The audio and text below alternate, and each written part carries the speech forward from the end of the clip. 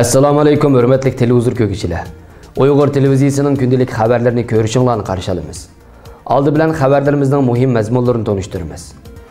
Los Angelesda 6 aprel kuni Uyg'urlarga erkinlik namoyishi o'tkazildi.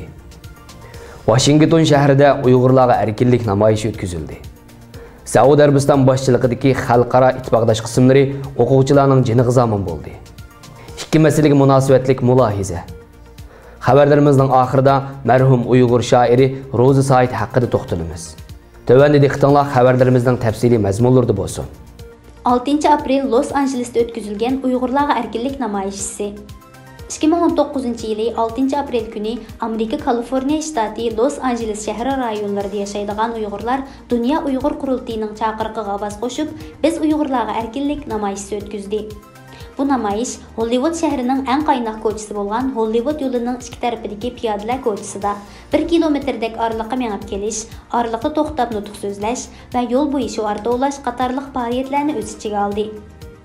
Namoyishga Uyg'urlar, Amerikalik musulmonlar, xristianlar, Tibetliklar, Tayvanlik, Hong Konglik va Vyetnamlik xalqlarning vakillari bo'lib, jami 250 dak odam qatnashdi.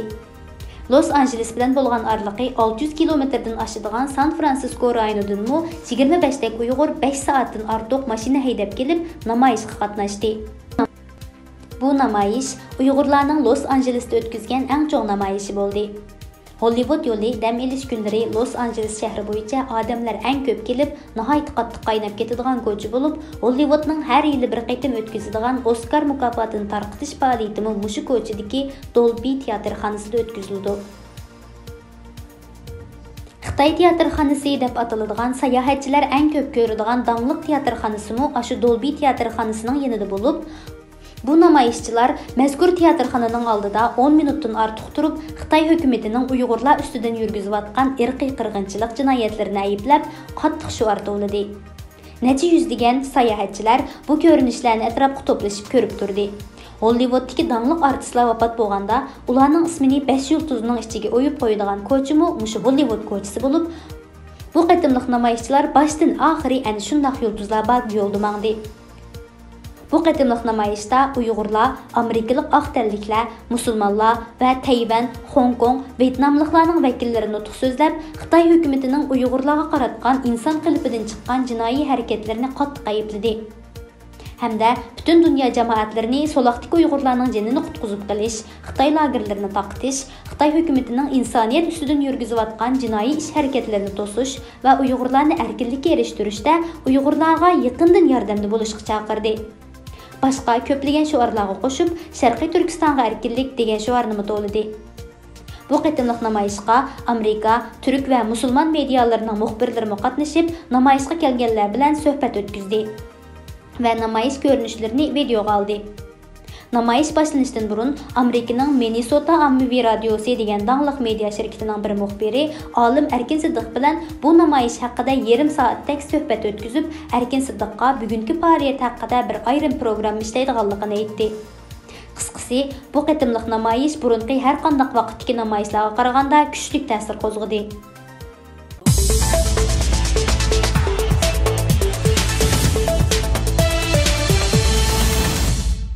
6 aprel günü Dünya Uyghur Qurultiyi, Amerika Uyghur Birleşmesi, Uyghur İnsan Hakları Quruluş Təşkilatı, Berma Vəzifə Gücləri qatarlıq təşkilatlar birləşib, Washington şəhərinin ən avad joylarından bolğan Hürriyet meydanında ötküzülgən Uyghurlarni qutquzaylı temasida birləşmə yığılış faoliyatini ötküzdü. Mazkur yığılışqa qo'shni rayondagi Uyg'ur jamoati, Kanadadan kelgan 100 necha kishilik Uyg'ur jamoati, Shanxay Mustaqillik Tashkiloti, Qurolli kuch tashkiloti, Xalqaro Tibet harakati qatorliq tashkilot vakillari, shuningdek yig'ilishga kelgan kishilarning ko'pligi va xilma-xil irqi bo'lishi, yig'ilish maydoniga cho'ridab tizilgan foto suratlar va boshqa munosabatli rasmlar Sharq Turkistondagi siyosiy bostirish vaziyatining real kartinasi kishilarning diqqatini qo'zg'agan edi. Munbarga isilgan milliondan ortiq Uyg'ur g'oyib bo'ldi. G'oyib ota-onalar, qarindoshlar, och singillar va do'stlarimiz qayerda degan zo'r plakat alohid ko'zga chiliqatdi. Dünya Uyg'ur Qurultiyining ijroiya komitetining mudiri mazkur faoliyatning riyosatchisi Ömer Qanat oldi bilan Uyg'urlarning navbatdagi ahvoli haqida qisqacha ma'lumot berib, andin faoliyatning Amerika davlat she'ri va Sharq Turkiston marshi bilan boshlanganligini jakarlagandan keyin Amerikadagi Uyg'ur o'smirlaridan O'g'izxon Asad sahnaga chiqib, Amerikaning davlat she'rini o'rinladi. Buning qo'llab Sharq Turkiston marshi o'rindalganda kishilar yana bir qatim qo'llarini ko'ksiga qo'yib hurmat bildirdi. Dünya Uyghur Qurultayının rəisi Dolqun Aysa sözgə çıxdı. O sözüdə növbətli lagerlarda ezilayotgan milyonlagan Uyghurның azadlıq üçün bu xildəki fəaliyyətini davamlaşdırışның mühim əhəmiyyətə ega ekanligini ta'kidladi. Arqadan Dünya Uyghur Qurultayının sabiq rəisi Rabiya Qadir xanım sözgə çıxıb, Uyghurlar diyarındakı siyasi bastırışni dunyoga oshkorlagan axborot sohasiga o'z rahmatini bildirib, faoliyatga kelgan Uyg'urlarning har birini vatandagi Uyg'urlarni hurlikka chiqarish harakatining bir avangardi bo'lishga chaqirdi.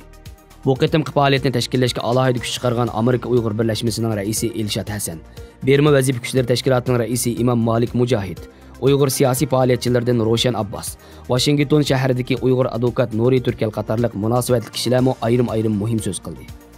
Mazkur faoliyatga Amerika Davlat Majlisining a'zolaridan Marco Rubio, Christopher Simis, James McGovern, Tom Sozzi, Jennifer Winston, Andy Barr qatorliqlar o'zlarining bayonotlarini avatgan bo'lib, bu bayonotlar o'qib o'tilganda faoliyat uchun to'plangan ko'pchilik qizg'in olqish yaratdi. Bu qitimqi yig'ilishga Amerikadagi Uyg'ur yoshlarimi faol ishtirok qildi. Lager shohidi Mehrigul Tursun o'z kechirmishlaridan ba'zi ahvollarni so'zlab berish orqali Uyg'urlarning navbatdagi ahvolini tasvirlab bergan bo'lsa, Uyg'ur korxonachilar to'rining qurg'uvchisi Quzzat Altay dadasining lagerga qamalishiga birlashtirgan holda navbatdagi zo'r tutqunning qaysi darajaga berib yetganligini ko'rsatib berdi. Firqat Javdat, Aliya Javdat, Minam qatorliqlarmi yoshlarga xos fidokorlik bilan sahnaga chiqib so'z qildi.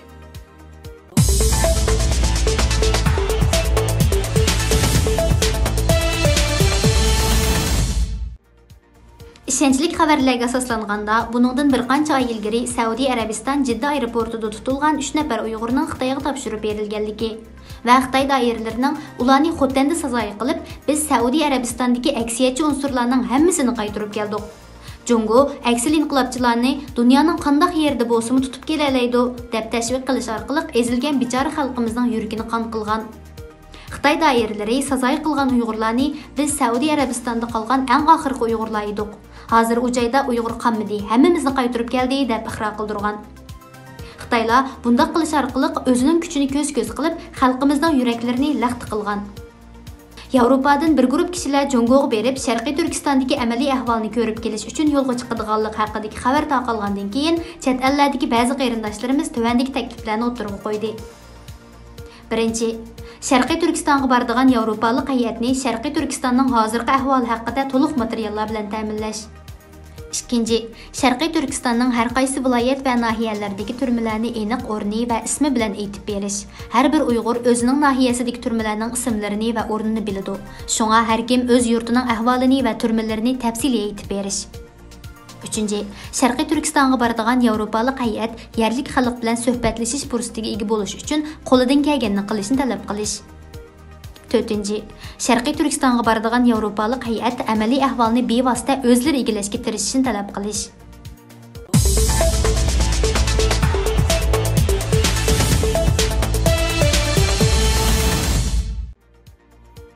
Uyg'ur shoir Rozi Said. Uyg'ur shoir Rozi Said 1943-yili 9-oyda Gumi noyisining Shaydulla degan yerda tug'ilgan.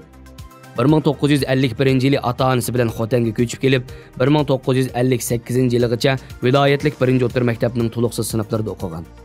Shuningdek, keyin 10 necha yil dehqonchilik amgaki bilan shug'ullangan.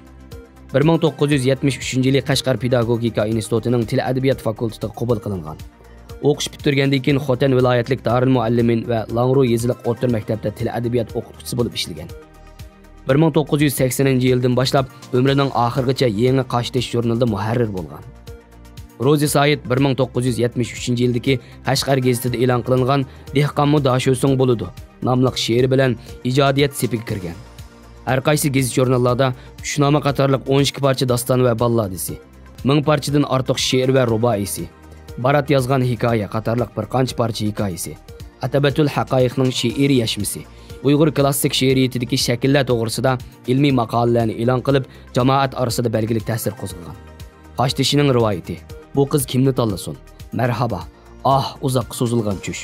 Ko'ngildagi gaplar, muhabbatdan putgan naqshlar, ruboiylar, tuyuqlar, xiyoldan to'ralgan xiyollar, dehqon kulkisi, dehqonning haykali qatorliq doston va she'rlar to'plamlari e'lon qilingan. Rozi Saidning yana sening sumbul chochlaring, kirib qopti anam tushimga. Bu Xotan, men Xotan qizi qatorliq yuzlagan naqsh teksti ohangga silinib vatanning yezi sohalarida yangragan. Bir qism she'riy hikoyalari xanzu tiliga tarjima qilingan va darsliklar kirgizilgan. Rozi Saidning Dehqon yig'laydi, Tushnoma, Balalar pulg'izar, cheriklar badxash, Barat yozgan hikoya, Ipak yurtida No'ruz qatorliq doston, she'r, hikoya va televiziya badiiy san'at dramalari Bu jahon kangri, yo'l kangri nomli naqsh tekstlar qatorliq ko'plagan asarlari mamlakat, avtonom rayon darajalik ijodiyat mukofotlariga erishgan. Uning munavvar she'rlaridan tuzilgan Dehqon bo'lmoq tas nomli qopliq unal g'ilintisi nashr qilinib, necha 10 ming nusxa tarqatilgan. Xalq shoiri Ro'zi Said 2001 yili 8 sentabr kasal sababi bilan Xotan shahrida vafot bo'ldi.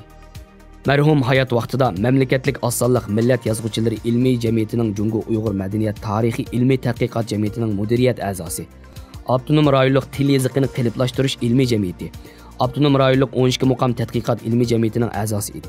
Xalq şairi Ro'zi Said munavvar əsərləri bilan el qalbida məngü yaşaydı. Xəbərlərimizi kögünənlərə rəhmət. Görüşkiçə aman bolunlar. Allah qamanət.